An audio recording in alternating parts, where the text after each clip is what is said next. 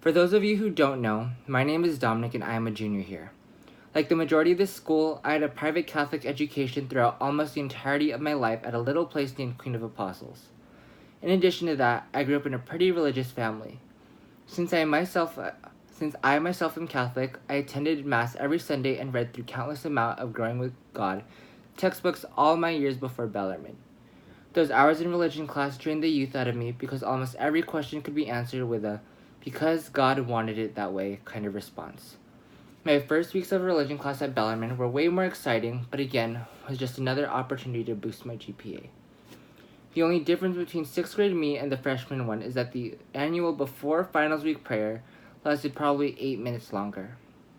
I think it's safe to say that neither of those Dominics would have jumped at the opportunity to give a speech on the development of my faith experience. The following story is nowhere near miraculous, but I think pretty relatable to anyone starting anew in high school. While I am reading, try to focus on what purpose faith served me. It is one of the rudest awakenings to find out that high school is not in any way going to be as easy as High School Musical demonstrated it to be.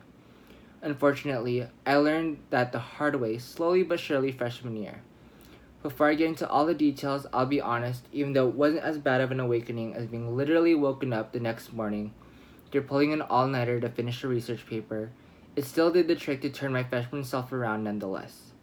I should have known that high school was going to be a whole new playing field.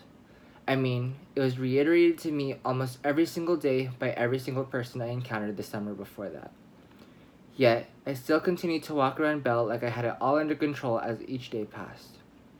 But surprise, that was not the case.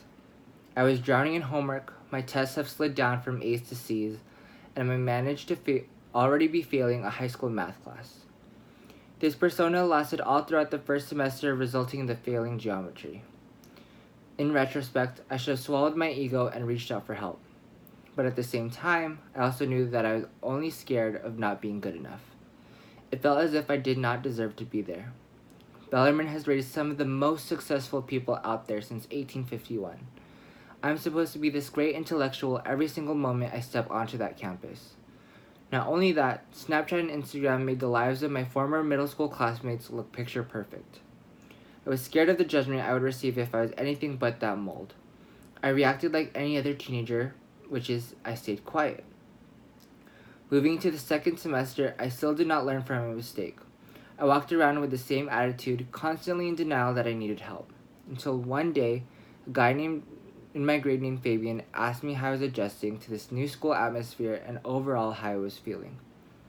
Fabian and I both came from the same Big Brother group and had the same homeroom, but we never really exchanged any other conversation besides a rare "what's up" in the hallway. But, despite our minimal interaction, all I wanted was to tell him the truth. So, I took a chance and did. I spilled to him every single thing about high school that stressed me out, all the fears I had. Despite what his passing grades showed, Fabian was very understanding of everything because he too felt overwhelmed in a similar manner. I don't know why that surprised me so much. This thought I painted to be extremely negative was normal. Fabian and I had made an agreement to help each other, and we continuously worked on lifting the other man up. He encouraged me to reach out for math class office hours, which I helped motivate him to get involved with theater, something he was scared to do. It took a lot of work, but I ended up getting a B+ in my geometry classes second semester. Fabian ended up becoming the lead costumer for all of the Bellarmine shows as a freshman. Most importantly, I gained a long-lasting friendship with a previously unfamiliar face. And all it took was that little "how are you" during that 15-minute passing period. You must be thinking, wow, this Dominic kid is insane. He really wants us to fail an entire class just for us to deepen our faith.